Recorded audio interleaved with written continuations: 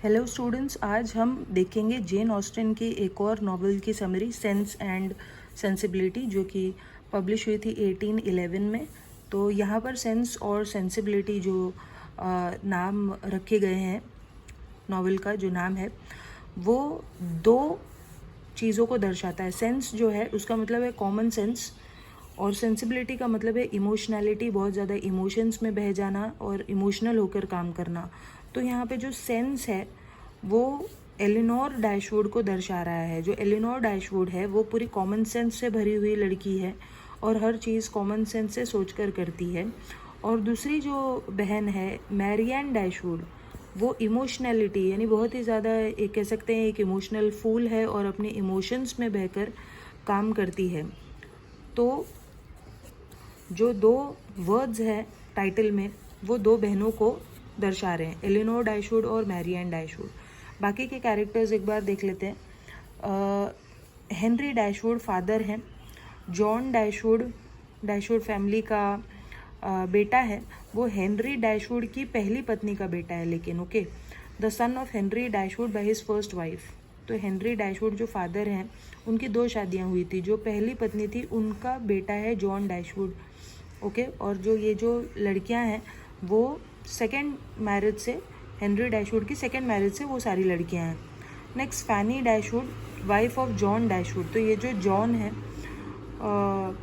लड़का Henry Dashwood का, उसकी पत्नी है फैनी डैशवुड, जो कि बेसिकली इन सभी लड़कियों की भाभी है। फिर है एडवर्ड फेरार्स फैनी डैशवुड का भाई है, elder of Fanny Dashwood's two brothers. Fanny Dashwood के दो भाई हैं, तो उनमें जो बड़ा भाई है उसका नाम है एडवर्ड फेरार्स। नेक्स्ट है जॉन विलोबी एक डैशिंग फिगर है, एक कैरिज्मेटिक फिगर है, एक हैंडसम इंसान है, हु चार्म्स मैरियन। और मैरियन जो सेंट्रल कैरेक्टर है, मेन कैरेक्टर है नॉवेल की, वो जॉन विलोबी के चक्कर में पड़ जाती है, लेकिन बाद में पता चलता है कि वो कैसा इंसान है।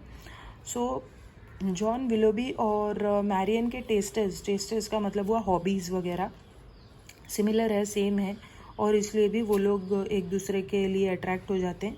ही लीव्स मैरियन, लेकिन बाद में वो मैरियन को छोड़ देता है और एक वेल्दी, एक अमीर लड़की होती है सोफिया ग्रे, उससे एंगेजमेंट कर लेता है, उसके साथ एंगेज हो जाता है। फिर कर्नल ब्रैंडन 35 ईयर्स ओल्ड है, okay, who falls in love with Marianne. तो वो मैरियन को पसंद करने लगते हैं, Colonel Brandon. Robert Ferrars next character है, जो कि एडवर्ड फेरार्स का छोटा भाई है, okay, younger brother of Edward Ferrars. फिर एक कैरेक्टर है Lucy Steele, secretly engaged to Edward Ferrars. तो ये जो एडवर्ड फेरार्स है, मैं आपको बताना भूल गई, वो एलिनोर का लव इंटरेस्ट है। बेसिकली एलिनोर और एडवर्ड फेरार्स एक दूसरे को पसंद करने लगते हैं, लेकिन एडवर्ड फेरार्स जो था वो ऑलरेडी एंगेज था, सीक्रेटली एंगेज था, किसी को पता नहीं था इस बारे में, तो सीक्रेटली एंगेज था लूसी स्टील के साथ। तो चलिए अब समरी को हम लोग स्टार्ट करते हैं। Sense and Sensibility tells the story of the impoverished Dashwood family. Impoverished यानी कि गरीब। तो ये गरीब डैशवुड फैमिली की कहानी है, focusing on the sisters Elinor and Marianne. तो ये एलिनोर और मैरियन इन दो बहनों की कहानी है। पर्सोनिफिकेशंस ऑफ गुड सेंस। तो यहाँ पे जो एलिनोर है वो कॉमन सेंस का प्रतीक है, और मैरियन जो है वो इमोशनैलिटी, इमोशंस में बह जाना, उसका प्रतीक है। They become destitute upon the death of their father Henry Dashwood. तो जो फादर है हेनरी डैशवुड, जैसे ही उनकी मौत होती है ये सारे के सारे डेस्टिट्यूट यानी कि लावारिस हो जाते हैं। ये सारी बहनें, उनकी मदर, ये सब लावारिस हो जाते हैं। Who leave his home Norland Park to their half brother John. तो जो फादर था हेनरी डैशवुड, वो अपना घर नॉरलैंड पार्क अपनी पहली पत्नी के बेटे यानी जो सबसे बड़ा जो भाई है जॉन, उसको छोड़ जाता है। तो इसलिए जो हेनरी डैशवुड की जो वाइफ है, सेकेंड वाइफ, और उनकी जो लड़कियां हैं वो सब अनाथ हो जाते हैं और उनको वो घर छोड़ना पड़ता है। इसलिए क्योंकि जॉन तो रेडी था उनको रखने के लिए, लेकिन जॉन की वाइफ जो फैनी थी वो उन लोगों को रखने के लिए तैयार नहीं थी, इसलिए उन बहनों को और उनकी माँ को उस घर को छोड़ना पड़ता है। Although instructed to take care of his sisters, John is dissuaded of his duty by his greedy wife Fanny. तो जॉन तो रखना चाहता था, लेकिन उसकी वाइफ बहुत ग्रीडी थी और वो कहती है कि अरे तुम इन बहनों को क्यों रख रहे हो, ये तो तुम्हारी सगी बहनें भी नहीं हैं, इनको घर से निकाल दो। और इसीलिए जो माँ थी और लड़कियाँ थी यानी कि जॉन की बहनें, वो सब उस घर को छोड़कर चली जाती हैं। The family, which in addition to Eleanor and Marianne includes their mother and a younger sister, moved to Barton Cottage in Devonshire. तो जो फैमिली है जिसमें मदर है और एलिनोर है, मैरियन है और उनकी छोटी बहन है, ये सब बार्टन कॉटेज आ जाते हैं जो कि डिवॉनशायर में है रहने के लिए। There the open and enthusiastic Marianne meets Colonel Brandon, a steward and settled bachelor 20 years her senior. तो यहाँ पर जो मैरियन है वो कर्नल ब्रैंडन से मिलती है जो कि 20 इयर्स उससे बड़े हैं, 35 इयर्स के हैं, और जबकि मैरियन जो है वो 15-16 इयर्स की ही है। तो 20 इयर्स बड़े होते हैं कर्नल ब्रैंडन। तो कर्नल ब्रैंडन से मैरियन मिलती है। Although he expresses an interest in Marianne, she discourages his attention and instead becomes infatuated with the attractive John Willoughby. तो जो कर्नल ब्रैंडन है वो तो मैरियन में इंटरेस्टेड होते हैं, लेकिन वो बिल्कुल भी इंटरेस्टेड नहीं होती और मैरियन इंटरेस्टेड हो जाती है जॉन विलोबी में। इन्फैचुएटेड मतलब अट्रैक्ट हो जाना। तो वो अट्रैक्ट हो जाती है जॉन विलोबी की तरफ, who seems to be a romantic lover but is in reality an unscrupulous fortune hunter. तो जॉन विलोबी सामने से तो ऐसा लग रहा था देखने से कि वो एक रोमांटिक इंसान है, अच्छा इंसान है, लेकिन एक्चुअल में वो बस एक अनस्क्रुपुलस यानी केयरलेस फॉर्च्यून हंटर था।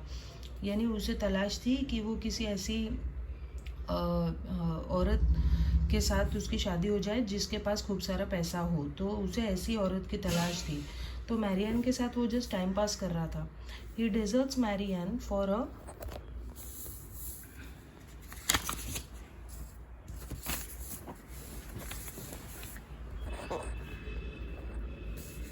Iris and she eventually makes a sensible marriage with Colonel Brandon. तो जो जॉन विलोबी होता है वो मैरियन को छोड़ देता है और एक हाइरिस से शादी कर लेता है, एक अमीर औरत से शादी कर लेता है। जबकि तो जो जॉन विलोबी होता है वो मैरियन को छोड़ देता है, एक अमीर औरत से एंगेज्ड हो जाता है और फाइनली मैरियन कर्नल ब्रैंडन के साथ शादी कर लेती है और खुश रहती है। अभी देखिए दूसरी बहन जो एलिनोर है उसका क्या होता है। During this time Marianne sister Elinor and Fanny's brother Edward Ferrars have formed an attachment. तो अब इस दौरान जब मैरियन का ये सब हो रहा था तब मैरियन की बहन एलिनोर और फैनी का भाई जो फैनी उनकी जो भाभी होती है वो फैनी का भाई होता है एडवर्ड फेरार्स। तो एडवर्ड फेरार्स को पसंद करने लगती है Elinor. They form an attachment. तो दोनों का अटैचमेंट हो जाता है। However, she is outwardly reserved about her affections, especially after learning that he has been secretly engaged to Lucy Steele for several years. लेकिन वो अपने अफेक्शंस को एलिनोर ज़्यादा बाहर दिखाती नहीं है, इसीलिए क्योंकि उसे पता चलता है कि एडवर्ड फेरार्स ने अपनी एंगेजमेंट कर रखी है एक लूसी स्टील नाम की औरत से, और वो भी सीक्रेटली। इस एंगेजमेंट के बारे में किसी को भी खबर नहीं है, पता नहीं है। Although Edward loves Eleanor, he is determined to honor his commitment to Lucy. तो एडवर्ड एलिनोर को पसंद करता था, लेकिन क्योंकि पहले से ही वो एंगेज था लूसी स्टील के साथ, इसीलिए एडवर्ड भी ज़्यादा कुछ अपनी फीलिंग्स को प्रकट नहीं करता है, दिखाता नहीं है। When the engagement is revealed, जब इस एंगेजमेंट के बारे में यानी एडवर्ड फेरार्स और लूसी स्टील की एंगेजमेंट के बारे में पता चलता है, Edward is disowned and Colonel Brandon offers him a living as a clergy man. तो एडवर्ड को उसके घर वाले निकाल देते हैं। तब कर्नल ब्रैंडन फिर से पिक्चर में आता है और कर्नल ब्रैंडन एडवर्ड को मदद करता है और कहता है कि मैं तुम्हारी मदद कर सकता हूँ, तुम एक क्लर्जी मैन बन जाओ और उसका पैसा मैं तुम्हें दूंगा, तुम रह सकते हो अच्छे से। Later Elinor is told that mister Ferrars has married. बाद में एलिनोर को पता चलता है कि मिस्टर फेरार्स की शादी हो गई। तो उसे लगता है स्टार्टिंग में कि कहीं मिस्टर फेरार्स ने यानी एडवर्ड ने लूसी से शादी तो नहीं कर ली, लेकिन बाद में उसे पता चलता है कि वो एडवर्ड नहीं है, उसका छोटा भाई है जिसने लूसी से शादी की है। तो सारा पैसा क्योंकि अब एडवर्ड के पास ना जाकर उसके छोटे भाई को जा रहा था, क्योंकि एडवर्ड को तो घर से बाहर निकाल दिया था, तो सारा पैसा क्योंकि छोटे भाई को मिल रहा था, इसलिए लूसी स्टील एडवर्ड को छोड़कर उसके छोटे भाई से शादी कर लेती है। तो she is relieve to discover that Lucy has wed Edward's brother Robert. तो एडवर्ड के छोटे भाई रॉबर्ट से लूसी शादी कर लेती है। तो Edward arrives eight Barton cottage. फिर एडवर्ड बार्टन कॉटेज आता है और एलिनोर को प्रपोज करता है और एलिनोर एक्सेप्ट कर लेती है और उन दोनों की भी शादी हो जाती है। इस तरीके से ऑल्स वेल दैट एंड्स वेल, यानी कि अंत भला तो सब भला, इस तरीके से अच्छे से सब एंडिंग हो जाती है। और यहाँ पे मैंने सारे कपल्स के नाम लिख दिए। एलिनोर की शादी होती है एडवर्ड फेराज से, मैरियन की कर्नल ब्रैंडन से, और लूसी स्टील की रॉबर्ट फेराज जो कि एडवर्ड का भाई है उससे होती है। सो आई होप आपको ये नॉवेल अच्छे तरीके से समझ में आई हो, और कोई डाउट है तो आप पूछ सकते हैं। Okay, thank you.